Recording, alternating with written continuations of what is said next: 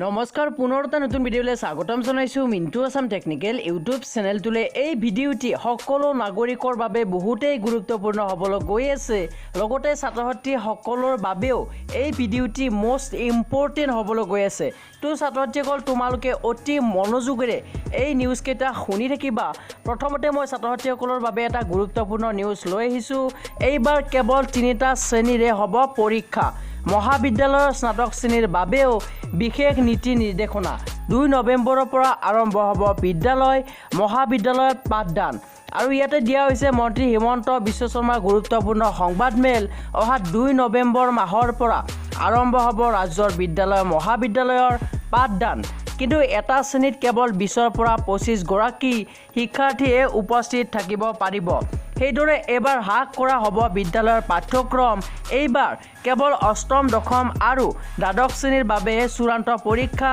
অনুষ্ঠিত হ'ব দশম আৰু দ্বাদশ শ্ৰেণীৰ বাবে পৰীক্ষা পাতিব বোৰ্ডে সেইদৰে অষ্টম শ্ৰেণীৰ পৰীক্ষা বিদ্যালয়ে অনুষ্ঠিত কৰিব বাকি শ্ৰেণীক পৰীক্ষা অবিহনে উত্তীৰ্ণ কৰোৱা হ'ব মহাবিদ্যালয়ৰ বাবে কি নিৰ্দেশনা ইয়াতে দিয়া হৈছে 2 নৱেম্বৰৰ পৰা অভিযান্ত্ৰিক মহাবিদ্যালয় আৰু পলিটেকনিক স্বাভাৱিকভাৱে খোলা থাকিব কিন্তু হোষ্টেল খোলা নাথাকিব ডিসেম্বৰৰ পৰা হোষ্টেলসমূহ খোলা হ'ব অনলাইন আৰু অফলাইন শ্ৰেণী চলি থাকিব কোনোবাই আহিব নোৱাৰিলে অনলাইন ক্লাছ কৰিব পাৰিব মহাবিদ্যালয়সমূহ 2 নৱেম্বৰৰ পৰা স্বাভাৱিকভাৱে খুলি দিয়া হ'ব প্ৰতি শ্ৰেণীত 25তকৈ বেছি ছাত্ৰ-ছাত্ৰী থাকিব নালাগে স্নাতক পৰ্যায়ৰ বাবে 3টা সেমিষ্টাৰৰ বাবে বেলেগ 12ত হ'ব পাঠদান প্ৰথম সেমিষ্টাৰ সোমবাৰ বৃহস্পতিবাৰ দ্বিতীয় সেমিষ্টাৰ মঙ্গলবাৰ বুধবাৰ আৰু শুকুৰবাৰ পঞ্চম সেমিষ্টাৰ মঙ্গলবাৰ বুধবাৰ আৰু শনিবাৰ ঘৰৰ কাষৰ কলেজখনতে এমাহৰ বাবে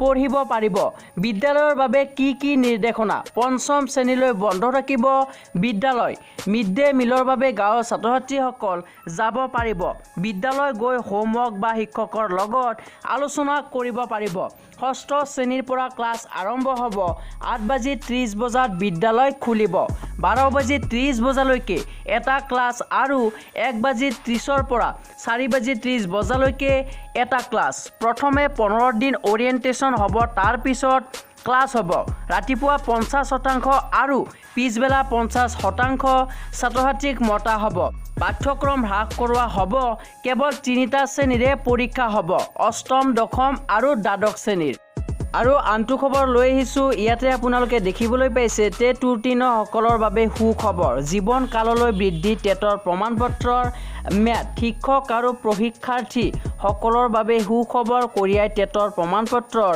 ম্যাদ জীৱন কাললৈ বৃদ্ধি কৰিলে ৰাষ্ট্ৰীয় শিক্ষক শিক্ষা পৰিষদে এবাৰ টেট উত্তীৰ্ণ হ'লে আৰু দিব নালাগে টেট পৰীক্ষা পূৰ্বতে এবাৰ টেট উত্তীৰ্ণ হ'লে 7 বছৰৰ ম্যাদ আছিল NCTA 50 সংখ্যক সাধাৰণ সভাত টেটৰ প্ৰমাণপত্ৰৰ ম্যাদ 7 বছৰৰ পৰা জীৱন কাললৈ বৃদ্ধিৰ প্ৰক্ৰিয়াত অনুমোদনৰ প্ৰস্তাৱ গ্ৰহণ কৰা হয় সেই সংক্ৰান্তত আইনী ব্যৱস্থা গ্ৰহণ কৰি যাৱতীয় ব্যৱস্থা গ্ৰহণ কৰিব NCTA তো নিশ্চয় ৰাজ্যৰ টিচাৰসকলৰ বাবে বহুতেই এটো ভাল খবৰ যিসকলে টেট পৰীক্ষাত পাছ কৰিছে সেইসকলে দ্বিতীয়বাৰ আৰু পৰীক্ষা দিবলগীয়া দৰকাৰ নাই আৰু আনটো গুৰুত্বপূৰ্ণ খবৰ ৰাজ্যৰ সকলো নাগৰিকৰ বাবে জনাটো বহুতে প্ৰয়োজন ইয়াতে দিয়া হৈছে ৰাজ্যত বিনামূলীয়া ভেকচিন তামিলনাডুতো মুখ্যমন্ত্ৰী কে পালানিস্বামীয়েও জনসাধাৰণক বিনামূলীয়াকৈ কোভিড ভেকচিন প্ৰদানৰ টোপ দিছে কাৰ্যত বিহাৰ মধ্যপ্ৰদেশ তামিলনাডুৰ ভোটৰ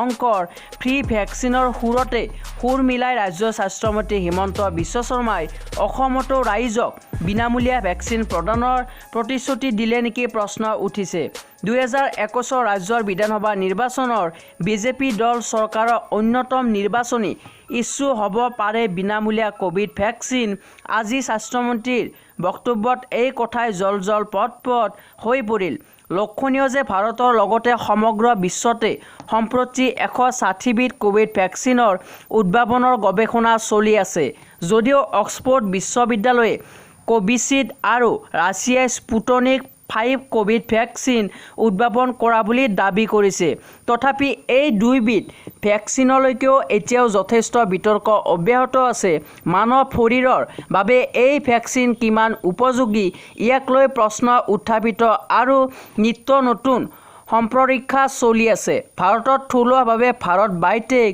কোম্পানীয়ে প্ৰস্তুতকৰণ ভেকচিন কোভিস্কিনৰ ব্যৱহাৰিক পৰীক্ষা অহা নৱেম্বৰৰ পহিলা সপ্তাহত সমগ্ৰ দেশৰে 22,000 লোকক সামৰি 19টা স্থানত কৰাৰ বাবে কেন্দ্ৰীয় চৰকাৰে অনুমতি প্ৰদান কৰিছে। ইয়াৰ এটা স্থান হয়তো গুৱাহাটী মেডিকেল কলেজ হাস্পতালো হ'ব পাৰে। কৰোনা ভাইৰাছৰ অস্বাভাৱিক সংক্ৰমণ প্ৰতিৰোধ কৰাৰ বাবে সমগ্ৰ বিশ্বৰ বিজ্ঞানীয়ে দ্ৰুতভাৱে ভেকচিন বা প্ৰতিষেধক উদ্ভাৱন কৰিবলৈ কৰা চেষ্টাৰ অংশ হিচাপে 32 বিধ প্ৰতিষেধক মানৱ দেহত পৰীক্ষাৰ পৰ্যায়ত আছে। এই পৰীক্ষা চলি থাকোঁতে ৰাছিয়াৰ যোৱা 11 আগষ্টত স্পুটনিক 5 নামৰ বিশ্বৰ প্ৰথম কৰোনা ভাইৰাছৰ ভেকচিন উদ্ভাৱন কৰা বুলি দাবী কৰি ছেপ্টেম্বৰৰ পৰাই এই ভেকচিন বজাৰলৈ মুকলি কৰি দিব বুলি ঘোষণা কৰিছিল। কিন্তু বিশ্বৰ আগশাৰীৰ বিজ্ঞানী আৰু স্বাস্থ্য বিজ্ঞানীয়ে ৰাছিয়াৰ ভেকচিনক মানি নল'লে। আনকি বিশ্ব স্বাস্থ্য সংস্থা আৰু হুৱে ৰাছিয়াৰ ভেকচিন স্পুটনিক 5ক আনুষ্ঠানিক স্বীকৃতি আৰু অনুমোদন দিয়া নাই।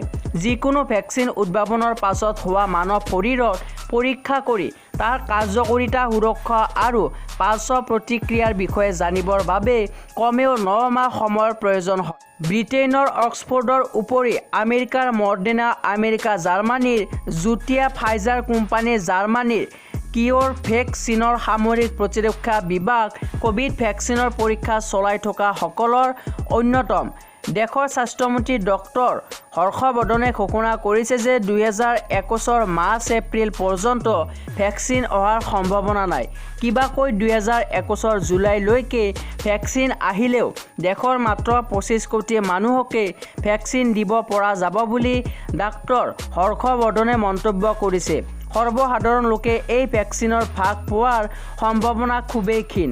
কোভিডৰ চিকিৎসাৰ লগত জড়িত স্বাস্থ্যকৰ্মী, কমৰবিড ৰোগী আদিয়েহে এই ভেকচিনত অগ্ৰাধিকাৰ পাব। সম্প্ৰতি ভাৰত বায়'টেকৰ কোভাক্সিনৰ উপৰি ডিজাছ কেডিলৰ ষ্টিকভ ডি আৰু অক্সফৰ্ডৰ কোভাক্সিনৰ মানৱ শৰীৰত ব্যৱহাৰিক পৰীক্ষণ চলি আছে। নিৰ্বাচনৰ পূৰ্বে এই ভেকচিন মুকলি হোৱাৰ সম্ভাৱনা নাই। কিন্তু ইয়াৰ পিছতো আজি ৰাজ্যৰ স্বাস্থ্যমন্ত্ৰী ডক্টৰ হিমন্ত বিশ্ব শৰ্মাই নগাঁৱত কিহৰ ভিত্তিত ৰাইজক বিনামূলীয়া কৰোনা ভেকচিন প্ৰদানৰ প্ৰতিশ্ৰুতি দিলে, ইয়াক লৈ এতিয়া সৰ্বত্ৰ চৰ্চা আৰম্ভ হৈছে। প্ৰসংগক্ৰমে উল্লেখ কৰিব পাৰি যে দেশত পলিঅ', সৰু আই আদি ভেকচিনৰ দৰে অতিমাৰী কৰোনাৰ ভেকচিনো বিনামূলীয়াকৈ কেন্দ্ৰ তথা ৰাজ্য চৰকাৰে জনগণক যোগান ধৰাটো কেন্দ্ৰীয় চৰকাৰৰ অন্যতম দায়িত্ব আৰু কৰ্তব্য। ভাৰতৰ দৰে এখন কল্যাণকামী ৰাষ্ট্ৰত ইয়াৰ বিকল্প নাই। কেন্দ্ৰীয় চৰকাৰে সেইবাবে কোভিড ভেকচিনৰ বাবদ খৰচ কৰিবৰ বাবে ৰাজকোষত 5,000 কোটি টকা সুকীয়াকৈ ৰাখিছে। এনে প্ৰেক্ষাপটত ৰাজ্যৰ স্বাস্থ্যমন্ত্ৰী ডক্টৰ হিমন্ত বিশ্ব শৰ্মাই ৰাজ্য চৰকাৰৰ হৈ ৰাইজক বিনামূলীয়া ভেকচিন প্ৰদান কৰাৰ প্ৰতিশ্ৰুতি দিয়াৰ যুক্তিযুক্ততা ক'ত বুলি প্ৰশ্ন উঠিছে। পুনে চিৰাম ইনষ্টিটিউটে প্ৰকাশ কৰা অনুমতিৰ কৰোনা ভাইৰাছৰ ভেকচিন সস্তাতে উপলব্ধ হ'ব। ভাৰতত এপালি প্ৰতিষেধকৰ নামত ব্যয় হ'ব $3 মাৰ্কিন, অৰ্থাৎ ভাৰতীয় মূল্যত 221.43 টকা। নিশ্চয় চৰকাৰৰ বাবে এই বিত্তীয় বোজা সহজসাধ্য হ'ব। আৰু আনটো গুৰুত্বপূৰ্ণ খবৰ লৈ আহিছোঁ। লোন লোৱা গ্ৰাহকৰ বাবে ভাল খবৰ। লকডাউনৰ সময়ত EMI দিয়া গ্ৰাহকে পাব বেংকৰ পৰা উপহাৰ।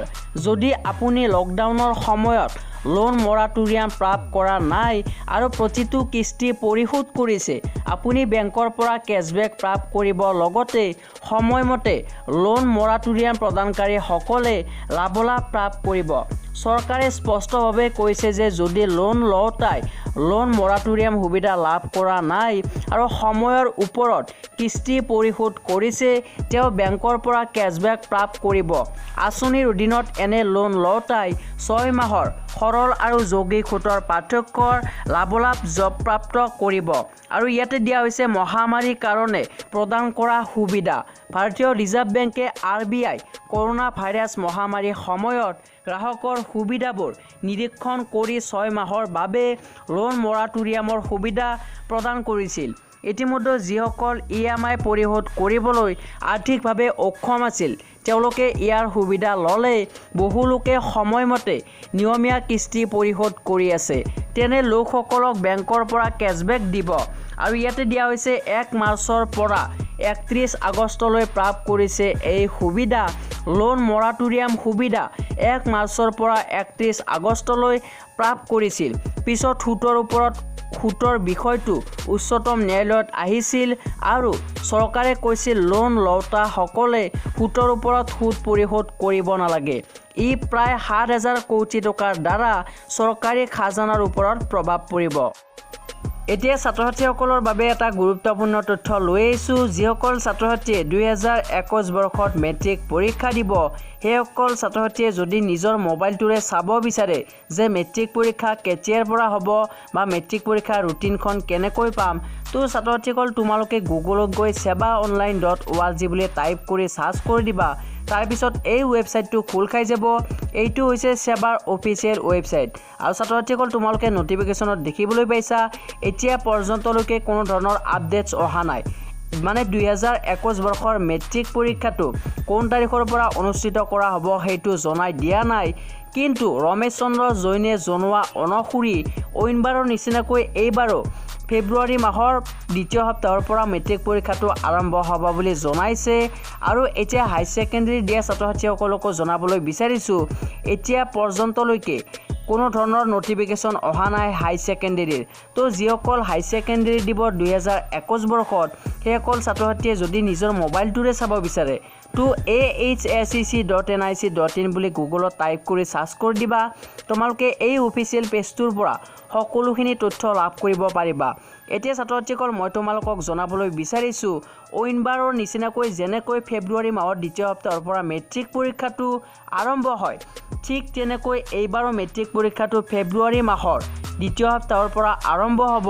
আৰু ছাত্ৰ-ছাত্ৰীসকল নিশ্চয় তোমালোকে ভালদৰে জানা যে মেট্ৰিক পৰীক্ষাৰ দুদিন আগ পিছতেই হাই ছেকেণ্ডেৰী পৰীক্ষাটোও হয়।